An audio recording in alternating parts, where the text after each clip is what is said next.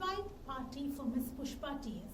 by the Indian English writer Nissim Ezekiel. Ezekiel is a very famous Indian English writer who is of Jewish descent, who wrote volumes of poetry, short stories, plays, articles, and even reviews. He was a visiting professor of the University of Leeds, and he is a recipient of Sahitya Akademi Award and also the renowned Padma Shri Award. He was a modernist poet, a 20th century poet in all its sense. He wrote anew in his own style, and he dealt with topics that were not discussed in poetry or in literature till then. For example, the topic that he discusses in this poem is the Indianism in English speakers of India. That was a new topic then. He is always considered as the father of post-independence Indian verse in English. His first collection of poems were The Bad Day and The Night of the Scorpion and The Patriot are two important poems by Ezekiel. In Night of the Scorpions, he discusses about a mother's love, and it's a very interesting, easily readable poem, and I would suggest that everybody would read that, should read that. And Patriot is a poem in which he discusses about anti-jingoism or the aggressive nationalism. He used pidgin English a lot in his poems, especially to mock again the Indian speakers of English. And coming into the poem, he mocks Indianism in English. He makes fun of the Indian usage of English language. There is an affinity towards English and anything English, English culture or language, anything in Indian speakers. And Ezekiel is mocking this habit of Indians. The poem is written in free verse and is a satire on the Indian usage of English, as we were saying. Especially he is dealing with the Gujarati speakers, but everyone around India, all over India, even us Malayalis, can relate to the poem totally. Also, the poem satirizes the ideological speech habits, the individual speech habits of Indian speakers of English, including the poor spoken skills or presentation skills of Indians. And also, it mocks the influences or interferences of mother tongue in English speaking. We do not identify English as another language, a totally different language from the native languages, and we try to incorporate the elements of mother tongue into English knowingly, consciously or unconsciously. Indian speakers have a habit of this influence of mother tongue in English. Use of faulty word order, un-English idioms and phrases, and an incorrect usage of present progressive tense along with faulty grammar are other techniques that Ezekiel used to invoke laughter. So faulty word order means inverting the order of the words. You can see that in native language the order of words is SVO, subject, verb, object order would be different from that of English. So we can say that he inverts this word order, or incorrect usage of this word order is a technique that he uses to invoke laughter and to make his point. Also, along with that, he is using wrong grammar. Of course, Ezekiel, the professor of English, would be knowing the grammar, but he is using that to invoke laughter and to make a point, to mock this Indianism in English speakers. And there is un-English idioms and phrases. That means idioms and phrases, usages that are not in English are used. So it must be a literal translation of some idiom or a phrase that is used by the native speakers in the native language. Okay, and then we have a lot of present progressive tense coming into the conversation or into the speech. That is everywhere and every point, at every point, instead of simple present or instead of any other context, the speaker is using ing forms or the present continuous tense or the present progressive tense. It's also a repeated it's also a repeated mistake that we find in the Indian speakers of English. Native speakers of English would find the poem hilarious. They can find the humor and they can enjoy the poem in its real sense. And people who know real English, people who are well versed in English will also find the humor. But when it comes to a average Indian speaker, to a not so well versed person in English, he may not find the humor. He may not see that this is a good poem or this is a great work. He may find that it is a very average poem, a damn squib maybe, something that is of less impressive, that is a normal conversation, a normal speech. He may find it. And then another point that implicitly Ezekiel discusses in this poem is casteism. He's mocking the Indian caste system by using this images or some words that indicates to the caste system in India. We can look at it when we look at the poem in detail.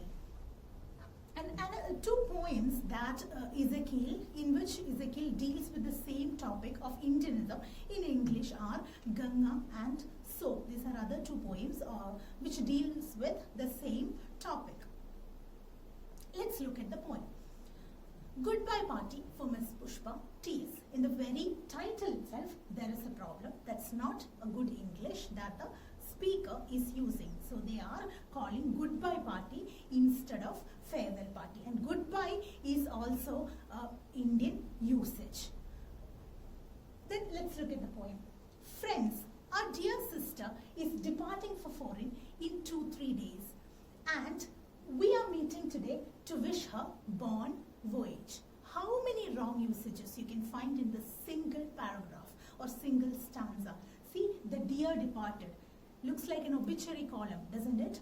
Yeah, we say dear departed to denote somebody who is dead, right? So that is used for a person who is getting transferred or who is leaving an institution to join another one, which is a very positive and a happy situation where dear departed denotes death. And also, our dear sister. It's an Indian usage. We call names, native English speakers call names, or they address a person with the position that they take, or something like that. They never call us sister. That's an Indian usage. That's an Indian way of making everybody, family. Every woman is a sister. We call them sisters, like that. So that's an Indian way of using English, an Indianism that came to an Indian behavior or a part of Indian culture that came into the English. And in 2-3 days, see, we say in Malayalam we may say that 2-3 ദിവസം. That's a very native usage, and in English we say that about 2 days, or in 2 days we'll say that. But we'll never say 2-3 days or 2 or 3 days, we may say.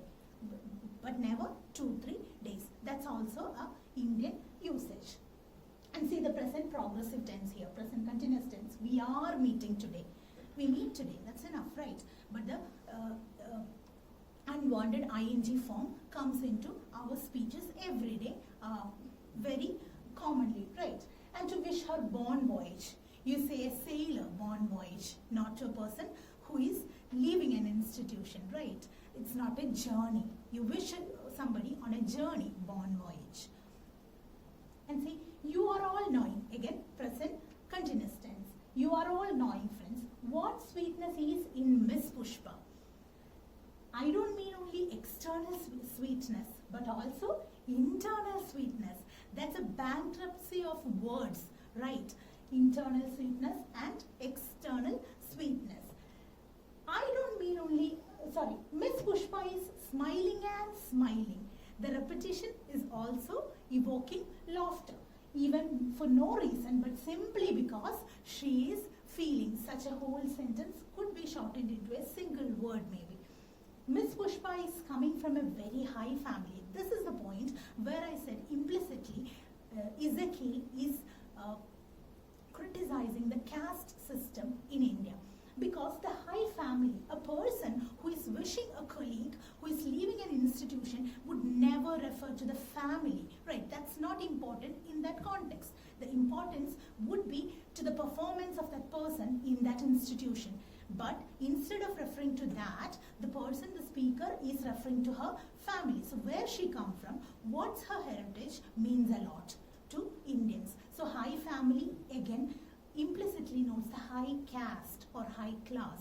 Right, you won't say high family, from a good family, from a respectable family, you may say, but never high family. So this high-low culture and this divide is very evident from a single word that is using there. Her father was a renowned advocate, which is necessarily a tangent, right? That's not needed. He is distracting, he is going away from the topic in Bulsar or Surat. And I am not remembering which place. That's also indicating his lack of public speaking skills. You won't say something that you're not sure of on a dais, right? Surat, highest. Once only I stayed in Surat with family members of my uncle's old friend. So from Miss Pushpa, he reached to his uncle's old friend. Such a tangent.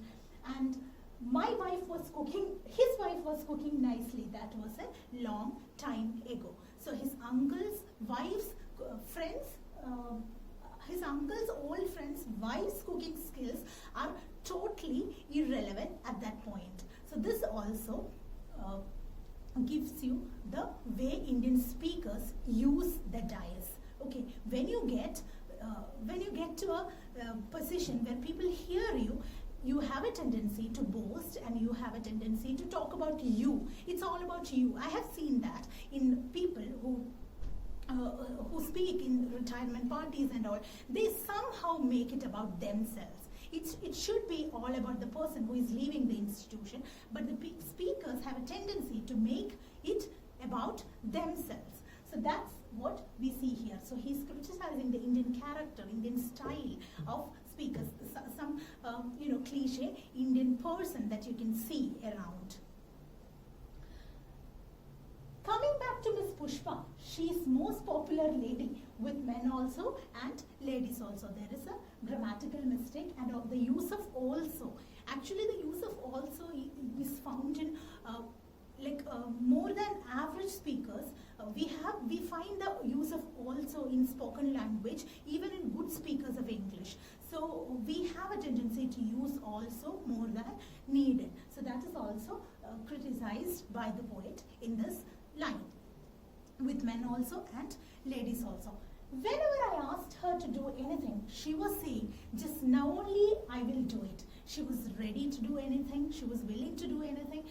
So very simple words, he is actually unfamiliar with very easy or simple words in English. So that's also a criticism of the bankruptcy of words and usages that Indian English speakers have.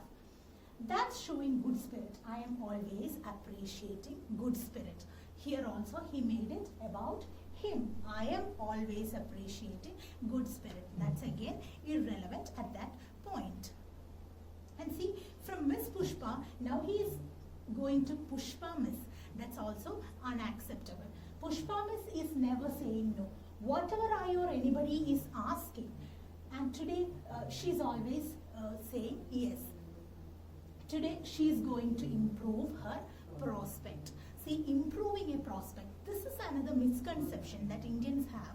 Anything that is of foreign is admired. Anything that is out of India is admired. So anything, anybody who is going abroad is improving their prospects. It is good for them. So that's also a misconception, and this affinity towards the colonizer's land, culture and language is criticized and made fun of here. Okay, so to improve her prospect, and we are wishing her bon voyage. Repetition, also bon voyage.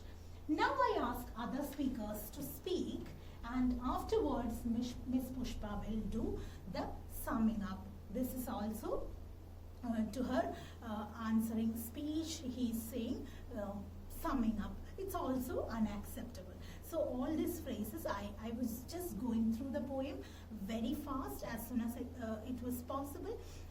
I recommend you read the poem twice or thrice, and you will find a lot more phrases that are not acceptable in English.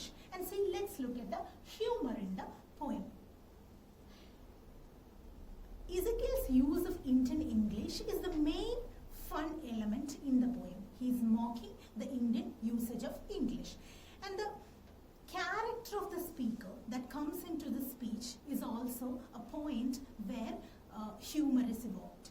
See the character of speakers, he lacks certain public speaking skills as we was discussing in the earlier tangent about Surat, and many points are actually relatable to the readers. As I was saying in the earlier part of the lecture, we discussed that all over India we can see such usages, such people. So it is not only to Gujarati speakers but to everybody around India, all over India we can find such speakers. Maybe when I am speaking you can find such instances. So this is an influence that of our mother tongue that we should take a lot of time and effort to get rid of, right? And so relatable to the reader. How is it relatable to the reader? The speaker speaks like someone the reader might have heard in person, right? When I was reading the poem, I feel that I have heard about this, or this feels very familiar. Also, if we don't find everything about the poem relatable, at least some expressions that we see in good Indian speakers, like also the overusage of also and now only, etc. We can see that, see in good Indian speakers too. And of course, the tangent about Surat is always the most funniest part of the poem. And we have hackneyed or trite or overused alliteration. The alliteration is not pleasure giving, that is not advisable, the alliteration that he used, right?